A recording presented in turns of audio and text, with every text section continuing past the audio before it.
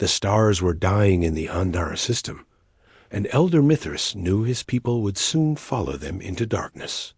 He stood in the crystal observation chamber of the last Kethany stronghold, watching enemy ships move like hungry insects across the void.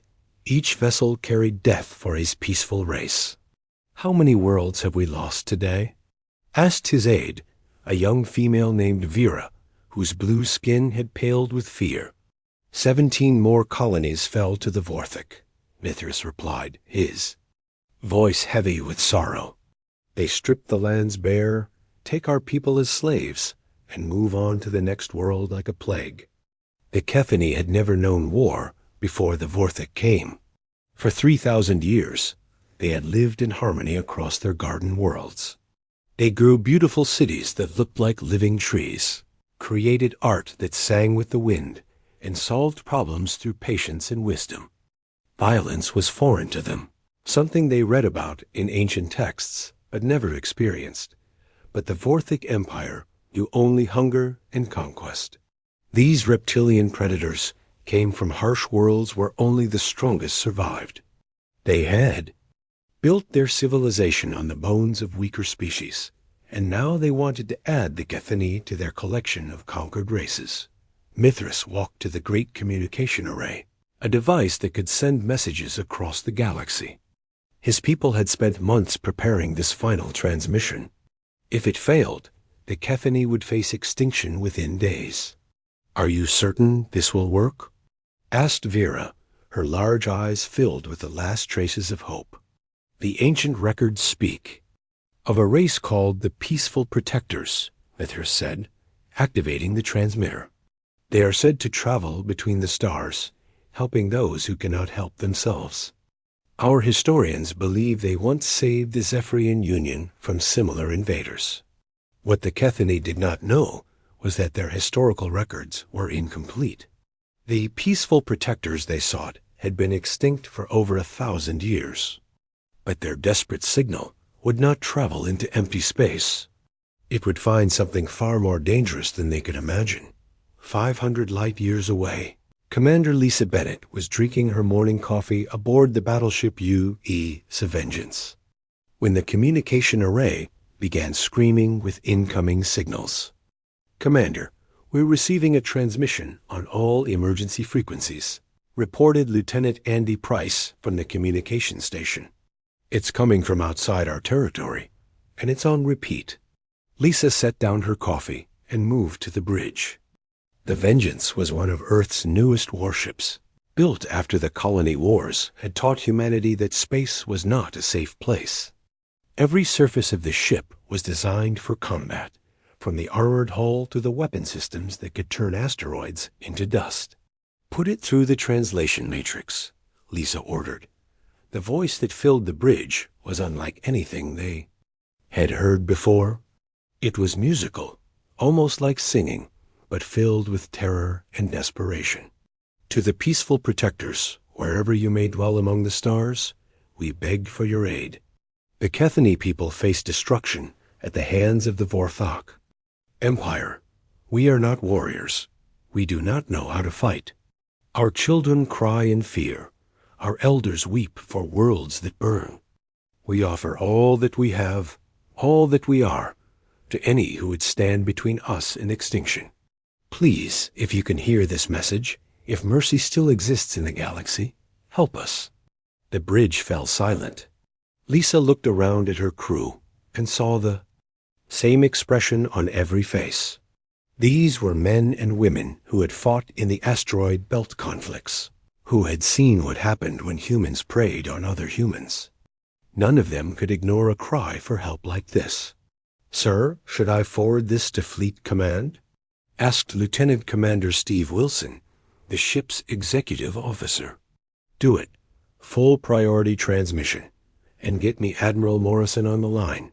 Within an hour, Admiral Jake Morrison's face appeared on the main screen. The old soldier looked tired, but his eyes were sharp as ever. Behind him, Lisa could see the bustling activity of Fleet Headquarters. "Commander Bennett, I've reviewed the transmission." "What's your assessment?" Sir, this signal appears genuine. Our sensors are detecting massive energy signatures in the direction it came from. Something big is happening out there. Morrison nodded grimly. We've been analyzing the message. The translation software is having trouble with some concepts. But one thing is clear. These Kethani think they're calling for help from some kind of peaceful mediator species. And they got us instead, Lisa said. That's right.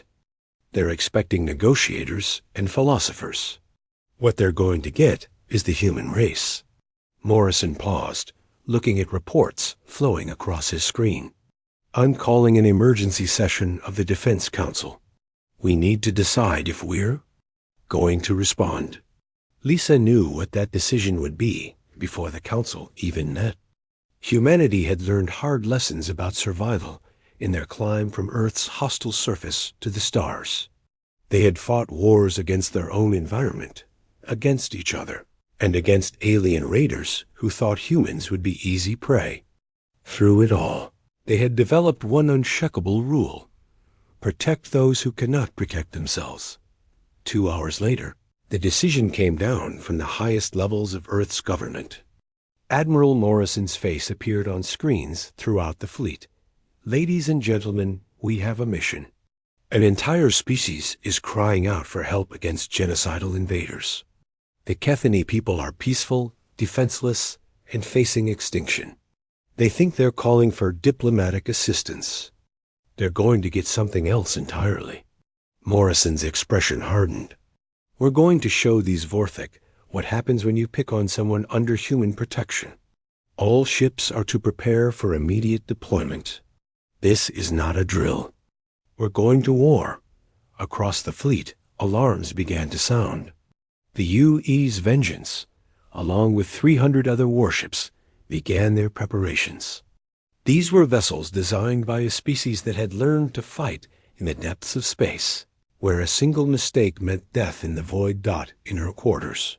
Lisa reviewed what little intelligence they had gathered about the Kethani and their enemies. The peaceful aliens had described the Vorthik as the most terrifying predators imaginable, and creatures who feast on fear itself. To the Kethani, raised on garden worlds where the worst predator was an aggressive plant, the Vorthik must seem like demons to humans. They sounded like Tuesday Lisa had grown up on Mars, where the thin atmosphere and frequent dust storms killed anyone who made a careless mistake. She had served in the Belt Wars, where pirates thought human cargo ships were easy targets until they learned that every human freighter carried enough firepower to level a city. She had seen what humans could do when they were angry, and she had never seen them angrier than they were right now. The Kethani had sent their message hoping to find wise peacemakers who would negotiate their salvation. Instead, they had contacted a species of Deathworlders who considered peace worth fighting for, who treated the protection of innocents as a sacred duty, and who had turned warfare into an art-form as the human fleet prepared to jump to hyperspace. Nobody wondered if they would win. The only question was how quickly they could end the threat to the Kethani people. The Vorthik Empire was about to learn why humans were considered the most dangerous species in known space. They had made one fatal mistake. They had threatened someone under human protection. The war was about to begin, but it would not be the war anyone expected. The human fleet gathered at the edge of known space, like a storm waiting to break. 300 warships hung in the darkness, their hulls scarred from countless battles. Each vessel carried weapons that could crack planets and marines who had learned to fight in the harshest conditions the galaxy could offer. Admiral Jake Morrison stood on the bridge of the UES Retribution, watching his fleet make final preparations. Around him, officers worked with the calm efficiency of people who had done this many times before. But this was different.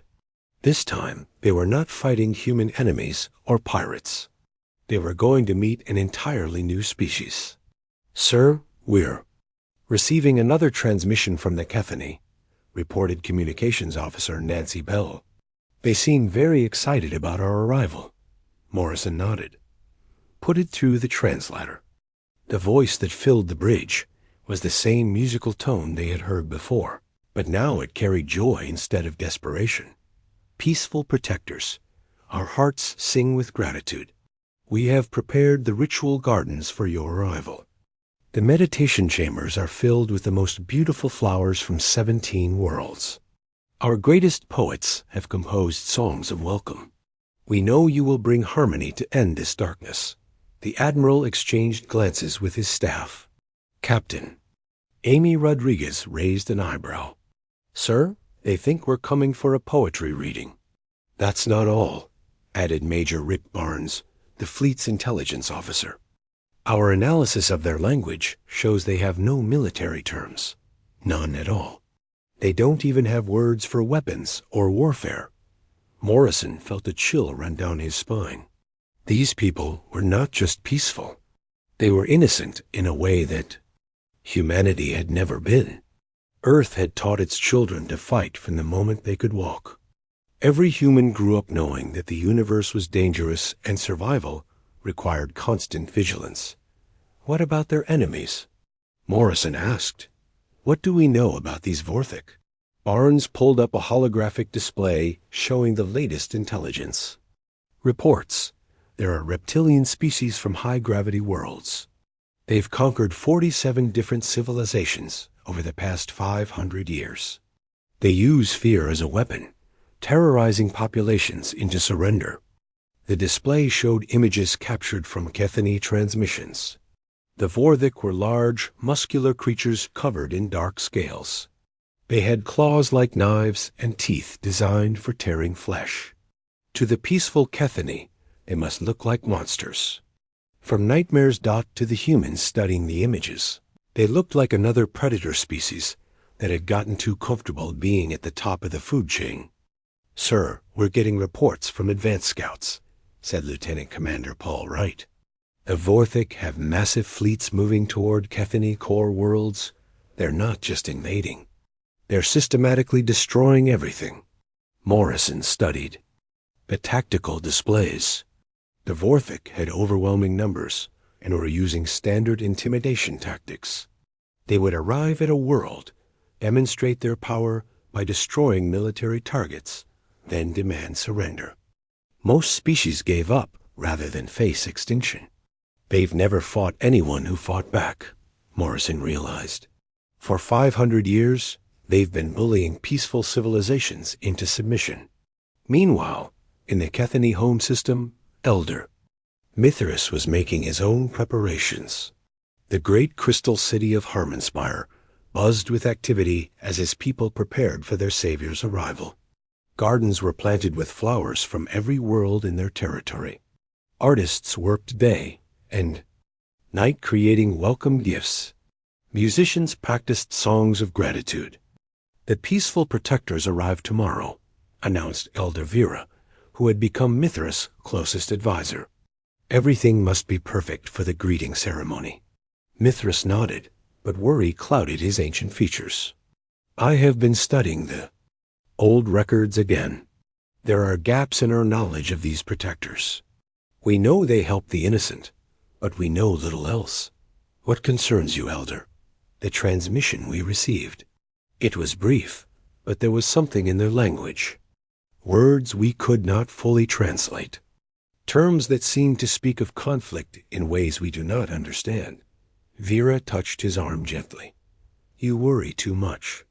Any species capable of traveling between stars to help strangers must be wise and peaceful. What kind of civilization would develop such technology for any other purpose? Light years away, Sergeant Danny Murphy was checking his squad's equipment aboard the UEC Vengeance. His Marines were the best humanity had to offer, veterans of conflicts that would give the Kethany nightmares. Each soldier carried enough firepower to level a city block and had trained to fight in environments that would kill most species within minutes. Listen up, people, Murphy called to his squad. We're going into unknown territory to face an enemy that's been terrorizing civilians for centuries. The locals we're protecting are complete pacifists. They have no concept of warfare. Corporal Kate Sullivan checked her rifle's power cell. So we're their entire military? That's right. These Kethany people are counting on us to stop an empire that's been conquering the galaxy for 500 years. No pressure. Private Steve Johnson looked up from his equipment check. Sarge, what if we can't communicate with them? I mean, if they don't understand fighting, how do we coordinate with them? Murphy had been wondering the same thing. The Kethany messages were full of references to meditation, harmony, and peaceful resolution. They seemed to think the humans would solve the problem through diplomacy and spiritual guidance. We'll figure it out, Murphy said. But remember, our job is to protect these people, whatever it takes. In the depths of space, the Vorthic Empire was having its own discussions about the approaching fleet. War Prime Thrakos stood in the command center of his flagship, studying sensor readings that made no sense. You are certain of these numbers? He asked his intelligence officer. Yes, War Prime. 300 vessels, all heavily armed. They appeared at the edge of Kethany space and have been gathering strength for 3 days. Thrakos bared his fangs in what might have been a smile. So the Kethany have found allies. Good. It has been too long since we faced an enemy that could provide real support. The Vorthic had built their empire on the principle that fear was the ultimate weapon. They would arrive at a world, demonstrate overwhelming force, and watch their enemies surrender rather than face destruction. It had worked for centuries against species that valued survival over honor. What do we know of this new species? Thrakos asked. Very little, War Prime. They call themselves humans. They appear to be from beyond our territory. Our scouts have been unable to gather detailed information. No matter.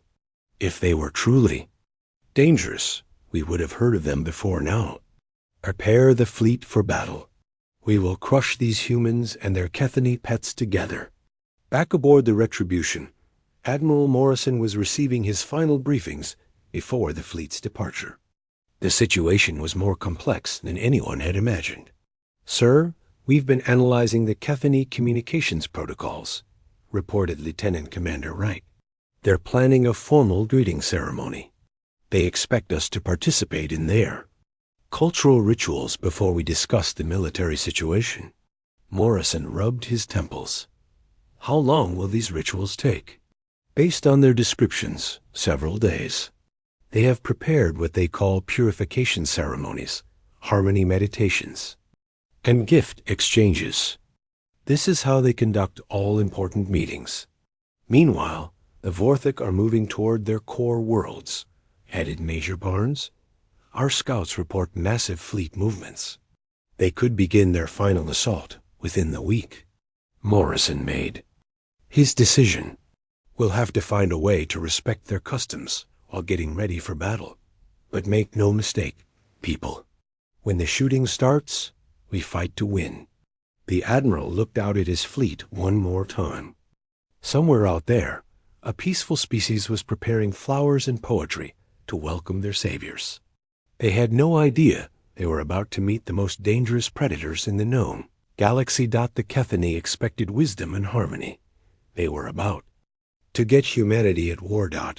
And the Vorthic Empire, confident in their superiority, had no idea what was coming for them. The meeting was supposed to happen in the neutral space between the Kethany homeworld and the war zone. Elder Mithras had chosen the location carefully, a place where the stars formed beautiful patterns that his people believed would bring good fortune to important gatherings. His ship, the Harmony's Voice, was a work of art more than a vessel. Its crystal hull caught starlight and turned it into dancing rainbows. Gardens grew along its outer surfaces, creating a floating paradise that had taken generations to perfect. Inside, the ship smelled of flowers and soft music played from hidden speakers.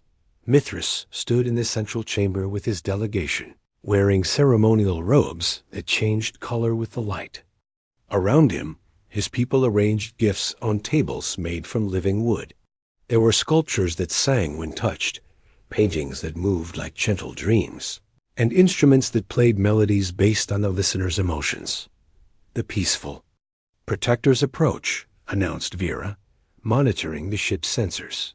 Their vessel is unlike anything in our records. Through the viewing ports, they could see the human ship growing larger.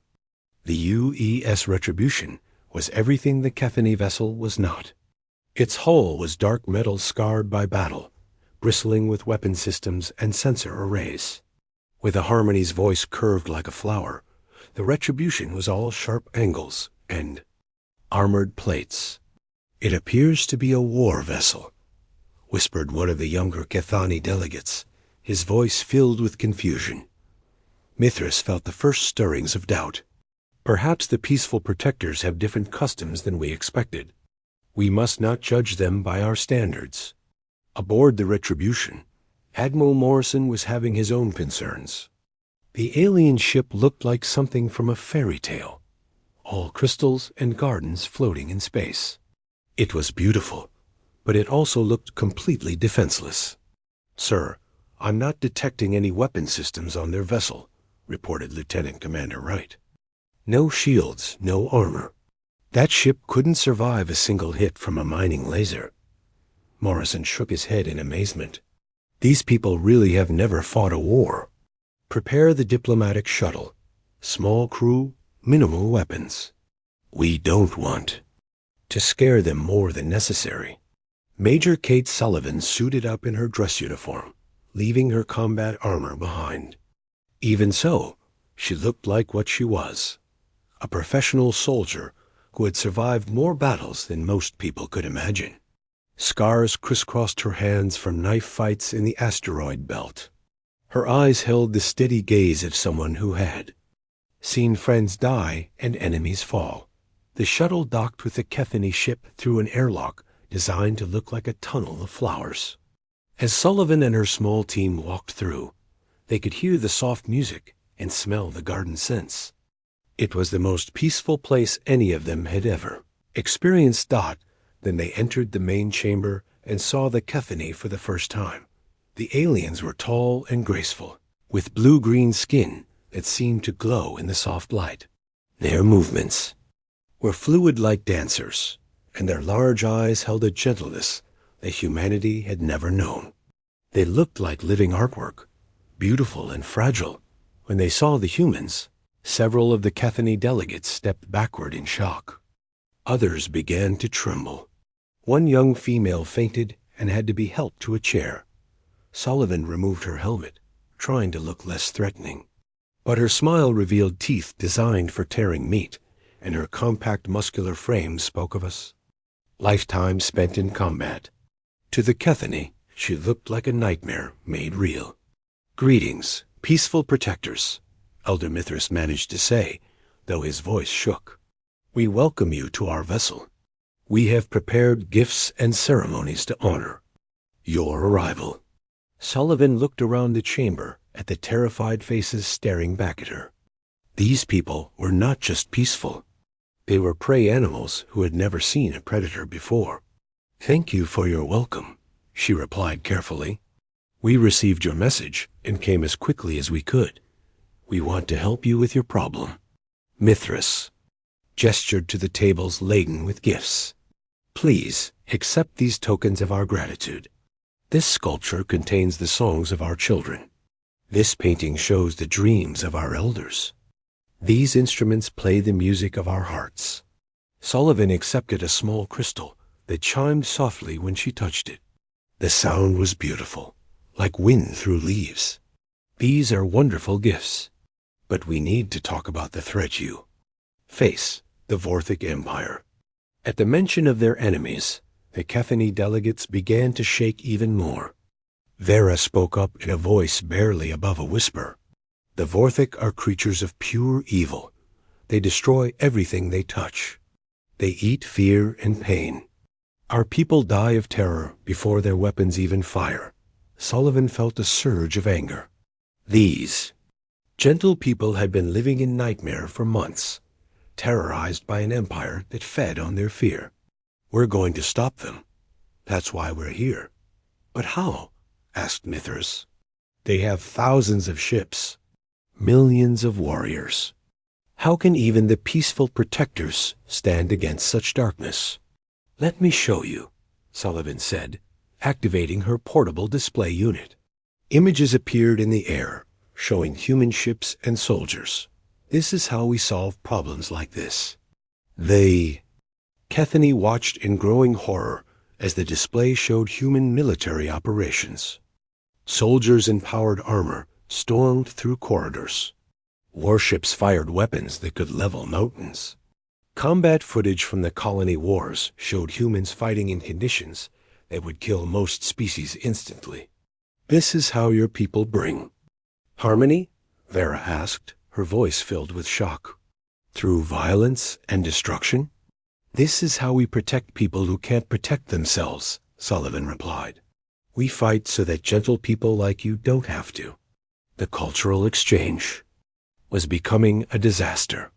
Everything the humans considered normal operations looked like elaborate torture to the Kethany. When Sullivan showed them footage of human training exercises, the aliens assumed they were watching punishment rituals. "Your warriors train by inflicting pain on each other?" Mithras asked, watching human soldiers sparring in hand-to-hand combat. "They train to be strong enough to protect others," Sullivan explained. "Every human learns to fight because our world taught us that only the strong can defend the weak." The conversation was interrupted by alarmed screaming throughout both ships. Vera rushed to the communications console, her face pale with terror. "Vorthic ships," she announced. "They've found us. 3 war vessels approaching fast." Through the viewing ports, they could see the enemy ships. They were massive, dark vessels shaped like predatory fish. Their hulls were covered with weapon ports and sensor spikes. They radiated menace and hunger. "All Kethani vessels, surrender immediately," came the transmission in a voice like grinding stone. "Resistance will only increase your suffering." Sullivan was already moving, speaking into her communicator. "Retribution, this is Sullivan. We have 3 Vorthic ships closing on our position. Request immediate support." "Already on our way, Major," came Admiral Morrison's voice. "All ships, battle stations. Time to show these predators what real hunters look like." The Kethany ship had no weapons, no shields, no way to defend itself. But the Retribution was a different story. As the human warship moved to protect the diplomatic meeting, its weapon systems came online. The Vorthic ships opened fire, expecting to see the crystal vessel shatter under their assault. Instead, the Retribution intercepted their shots with point defense lasers that turned the incoming fire into harmless light. "What is this?" snarled the Vorthic commander. "Unknown vessel. Identify yourself." "This is Admiral Morrison of the Earth." "Defense Fleet," came the reply. "You are attacking beings under our protection. Withdraw immediately or face the consequences." The Vorthic response was to fire everything they had at the human ship. Plasma cannons, missile barrages, and energy weapons that had conquered dozens of worlds struck the Retribution's shields. The human ship absorbed the attack without slowing down. Then the Retribution returned fire. The first Vorthic ship died in seconds, its hull torn apart by weapons designed to crack asteroids. The second ship tried to run, but was caught by missiles that tracked it through hyperspace. The third ship surrendered, its crew screaming in terror at the sight of their comrades. Destruction dot in the silence that followed. The Kethany delegates stared at the humans with new understanding. These terrifying predators had placed themselves between the aliens and certain death without hesitation. "Now, do you understand?" Sullivan asked gently. "We're not peaceful. We're not gentle. But we are protectors. And no one hurts people under our protection." Elder Mithras looked out at the wreckage of the Vorthic ships, then back at the humans who had saved his people. "We sent our message to the wrong species," he said quietly. "But perhaps we found exactly who we needed." News of the destroyed Vorthic ships spread through their empire like wildfire. In the war rooms of a dozen conquered worlds, military commanders stared at battle recordings that made no sense. 3 of their most powerful warships had been eliminated by a single unknown vessel in less than 2 minutes. War Prime Thrakos stood in his flagship's command center, watching the footage for the 10th time. His clawed hands gripped the metal railing hard enough to leave marks. Around him, his officers waited in nervous silence. "Play it again," he ordered, his voice a low growl. The holographic display showed the final moments of the Vorthic attack. The alien ship called Retribution had not even tried to dodge their weapons fire. It had simply absorbed everything they threw at it and responded with violence that defied understanding. "How is this possible?" asked General Krex, his second in command. "Our plasma cannons should have melted that ship's hull. Our missiles carried enough explosive to crack a moon. Yet they did nothing," Thrakos replied, studying the energy readings. "This unknown species has technology beyond our understanding. Or perhaps they are simply stronger than we imagined." The Vorthak had built their empire on being the apex predators of known space. They were bigger, stronger, and more vicious than any species they had encountered. Their homeworld was a harsh place where only the most ruthless survived to adulthood. They had assumed this made them invincible. They were about to learn how wrong they were. Meanwhile, aboard the UES Retribution, Admiral Morrison was planning the largest military operation in human history. The war room buzzed with activity as officers coordinated with the entire Earth Defense Fleet. "Sir, we have confirmation," reported Major Rick Barnes. "The Vorthic Empire controls over 200 star systems. They have approximately 3,000 warships and countless occupation forces."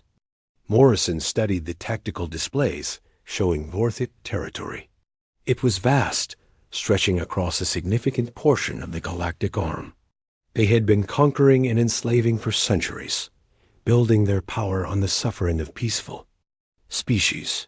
"What about their military doctrine?" Morrison asked. "Standard intimidation tactics," replied Captain Amy Rodriguez. "They rely on fear and overwhelming numbers. Most species surrender rather than face complete destruction. They've never had to adapt to fighting an enemy that fights back effectively." Lieutenant Commander Paul Wright pulled up detailed scans of Vorthic ships. Their vessels are designed for psychological warfare as much as combat. Lots of spikes, dark colors, and intimidating shapes. But their actual defensive systems are weaker than they appear. Morrison nodded. "They've gotten comfortable being bullies. Time to show them what happens when bullies meet real predators." The human fleet began moving deeper into Vorthic territory with a speed and coordination that amazed their new Kethany allies. Elder Mithras had agreed to accompany the fleet aboard a specially modified human ship, where he could observe the campaign and coordinate with other peaceful species the humans encountered. "Your people move like a single organism," Mithras observed, watching the tactical displays. "How do you achieve such unity?" General Tony Martinez, who was coordinating ground operations, smiled grimly. "We learned to work together because our homeworld tried to kill us every day. Weather, predators, disease, natural disasters. Everything on Earth wants humans dead. We survived by working as a team. But how does this help you fight in space?" "Same principles apply," Martinez explained. "In space, everything still wants to kill you. Radiation, vacuum, asteroid impacts. We just added enemy fleets to the list of things trying to murder us." The first major battle occurred at the Kilos system, where the Vorthic had established a major military base. Intelligence reports showed over 50 enemy warships defending conquered Kethany colonies. The human attack was unlike anything the Vorthic had seen before. Instead of the massive frontal assaults they expected, the humans used tactics that seemed to come from nowhere. Small strike forces appeared out of hyperspace, hit critical targets, and vanished before the enemy could respond. Sergeant Danny Murphy led the first boarding action against a Vorthic command ship. His Marines cut through the hull with plasma. Torches and poured into the enemy vessel like a tide of destruction. The Vorthic warriors inside were larger and stronger than humans, with natural weapons that could tear through metal. But they had never faced opponents who treated pain as training and death as an acceptable risk. "Contact front," Murphy called as his squad encountered the first Vorthic defenders. The aliens roared their war cries and charged, expecting to see the small humans flee in terror. Instead, the humans opened fire with weapons that turned the corridor into a storm of destruction. When the Vorthic kept coming despite their losses, the Marines fixed bayonets and met them in hand-to-hand combat. Corporal Kate Sullivan found herself facing a Vorthic warrior twice her size. The alien's claws raked across her armor, leaving deep scratches. But Sullivan had grown up in the Mars colonies, where a single mistake meant death in the thin atmosphere. She had reflexes honed by a lifetime of dancing with death. Her combat knife found the gap between the alien scales, and the Vorthic warrior fell with a look of shock in its reptilian eyes. It had never faced prey that fought back so effectively.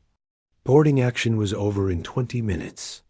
The Vorthic ship was in human hands, its crew either dead or surrendering in terror. "How is this possible?" asked one captured Vorthic officer.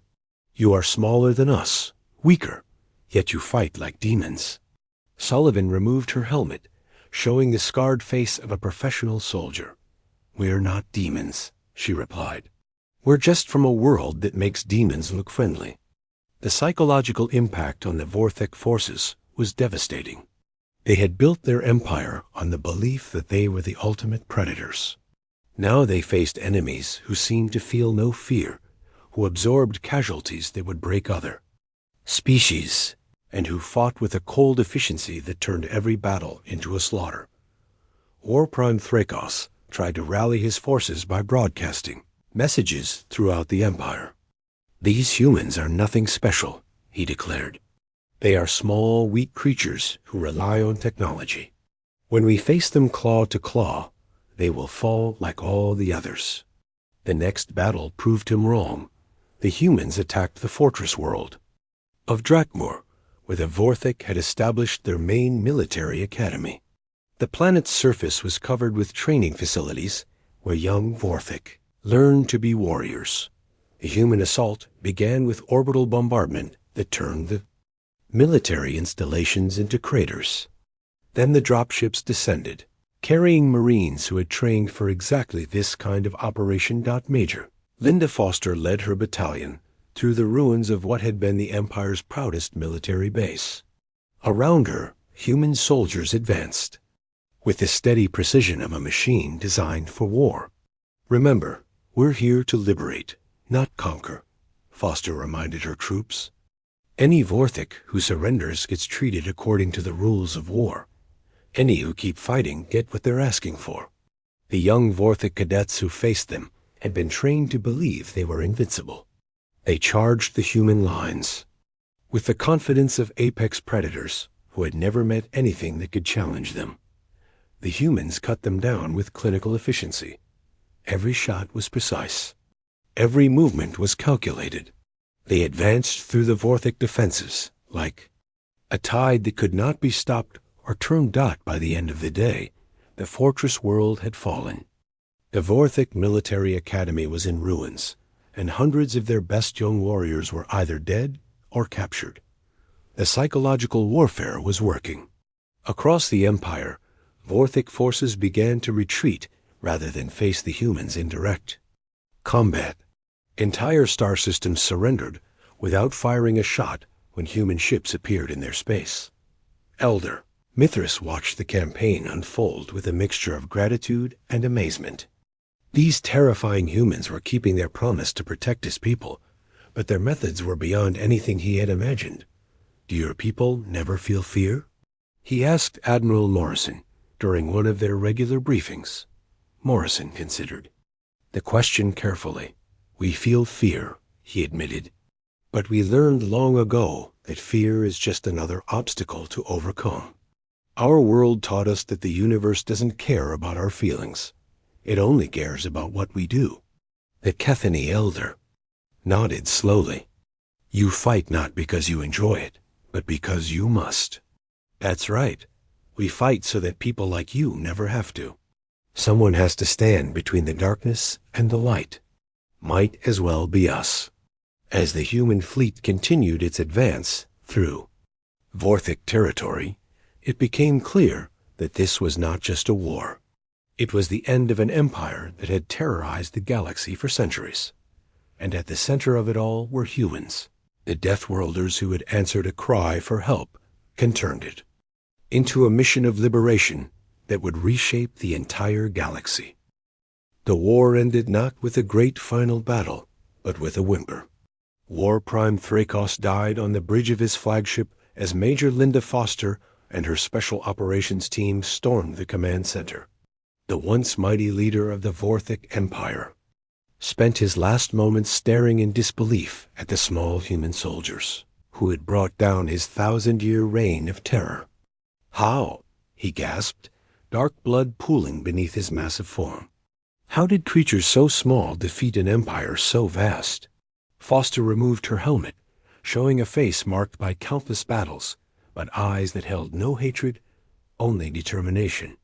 Because we fight for something bigger than ourselves, she replied. You fought for conquest. We fought for protection. With their leader dead and their fleets scattered, the remaining Vorthic forces surrendered or fled to the Galactic Rim. The empire that had terrorized dozens of species simply collapsed, leaving behind a power vacuum that would reshape the entire galaxy. 6 months after the first human ship had answered the Kethany distress call, Admiral Morrison stood in the crystal gardens of Harmonspire, the Kethany capital city. Around him, beings from 17 different worlds had gathered to celebrate not just victory, but liberation. The celebration was unlike anything humans had ever experienced. The Kethany had turned their entire city into a living festival. Trees sang in harmony with the wind. Flowers bloomed in patterns that told stories of gratitude. Art installations created music from starlight itself. Elder Mithras approached Morrison, carrying a crystal that pulsed with soft blue light. The old Kethany's movements were more confident now, no longer marked by the constant fear that had defined his people for so long.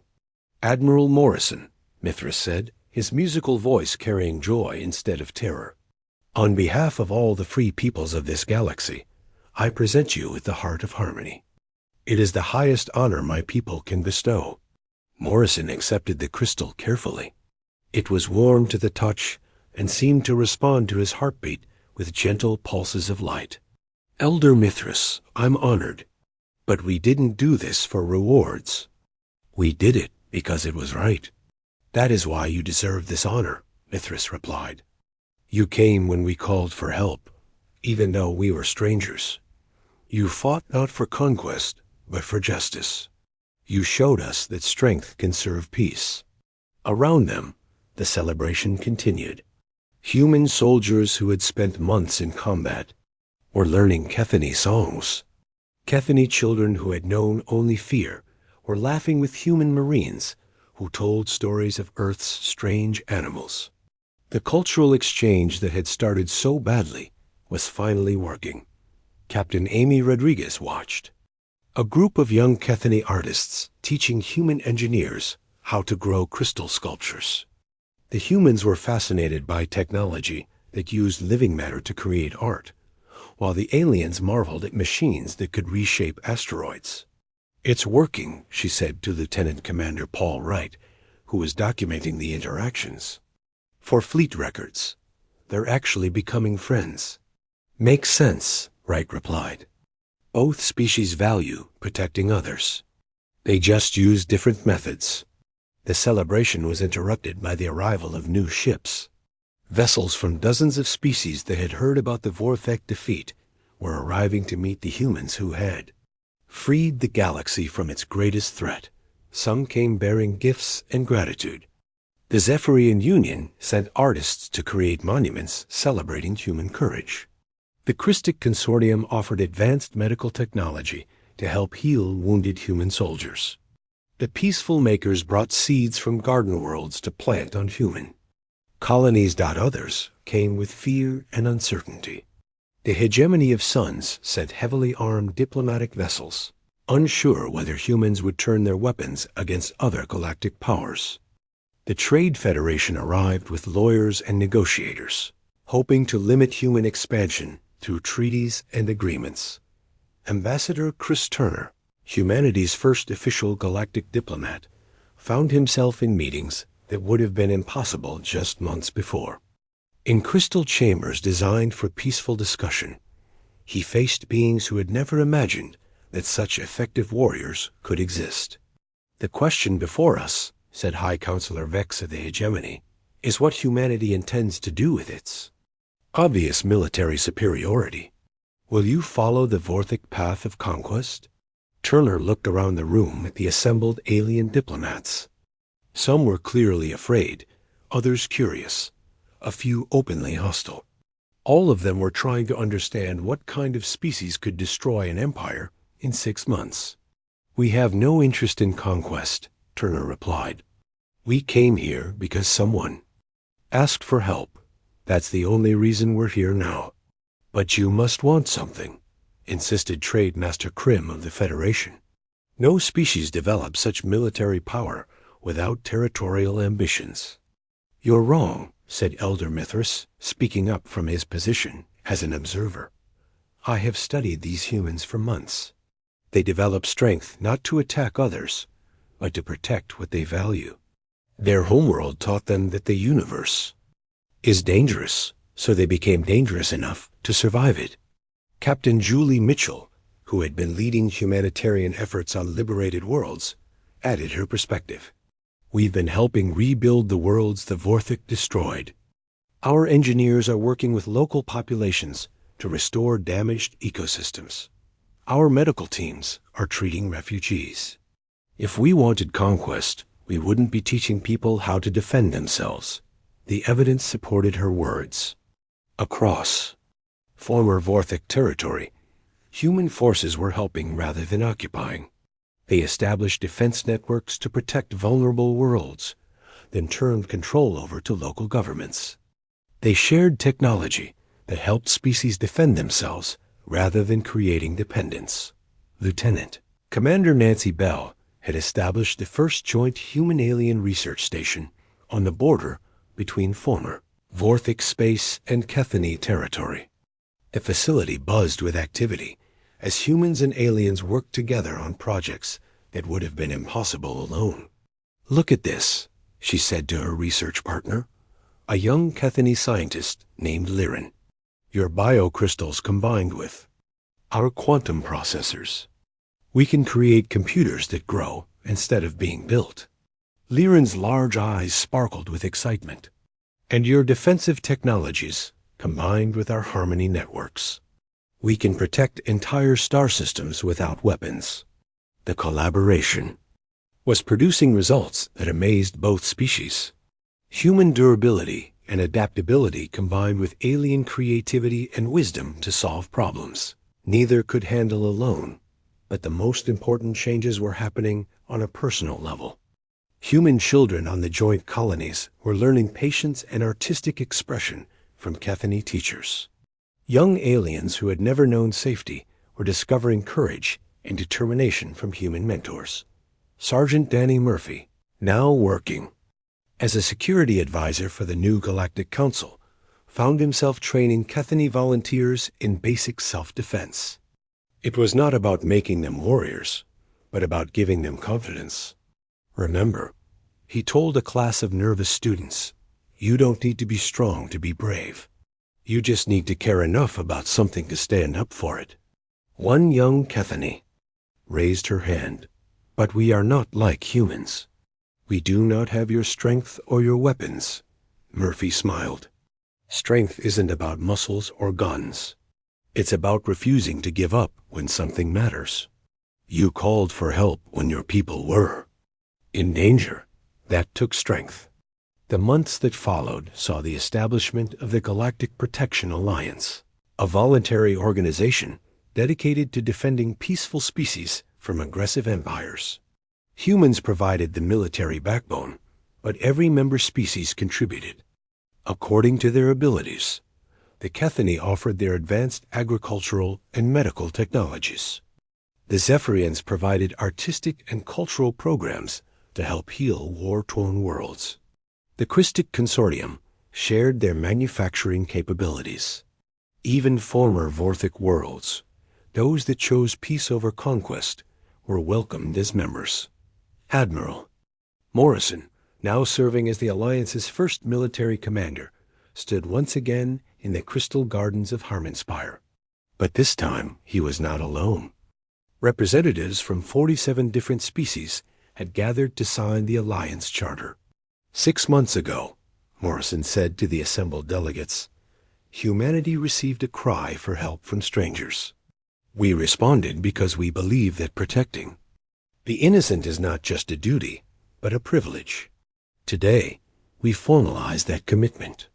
Elder Mithras stepped forward, now serving as the Alliance's first civilian leader. We sent our message hoping to find wise peacemakers. Instead, we found something better. We found warriors who fight for peace, strength that serves justice, and protectors who ask for nothing in return. The ceremony concluded with the lighting of the Unity Crystal, a massive structure grown from materials donated by every member world. As the crystal began to glow with the combined energy of dozens of different technologies, it became a symbol of what could be achieved when different species worked together.